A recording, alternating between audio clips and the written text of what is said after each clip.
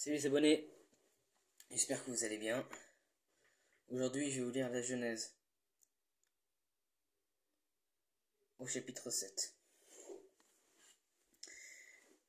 L'Éternel Dieu dit à Noé, entre dans l'arche avec toute ta famille, car je t'ai vu comme juste devant moi, dans cette génération.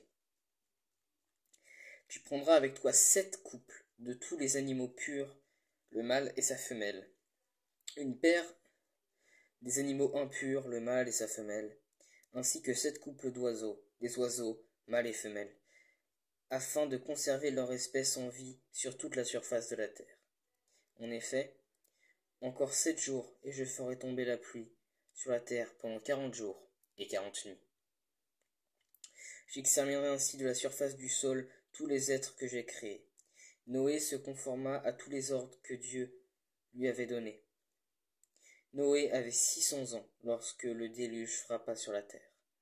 Noé entra dans l'arche avec ses fils, sa femme et les femmes de ses fils pour échapper à l'eau du déluge. Parmi les animaux purs et les animaux impurs, les oiseaux et tout ce qui se déplace sur le sol, un mâle et une femelle entrèrent dans l'arche avec Noé, 2 par 2, comme Dieu l'avait ordonné à Noé. L'eau du déluge frappa la terre 7 jours après, l'an 600 de la vie de Noé, les 17e jour du 2e mois. Toutes les sources du grand abîme jaillirent, et les écluses du ciel s'ouvrirent. La pluie tomba sur terre pendant 40 jours et 40 nuits, sans s'arrêter. C'est ce jour-là précisément que Noé, Sem, Cham et Japheth, les fils de Noé, la femme de Noé et les 3 femmes de ses fils avec eux, étaient entrés dans l'arche. Ainsi que tous les animaux selon leur espèce, tout le bétail selon son espèce, tous les reptiles qui rampent sur la terre, selon leur espèce, tous les oiseaux selon leur espèce, tous les petits oiseaux, tout ce qui a des ailes. Ils entrèrent dans l'arche avec Noé, 2 par 2, issus de toutes les créatures qui ont souffle de vie.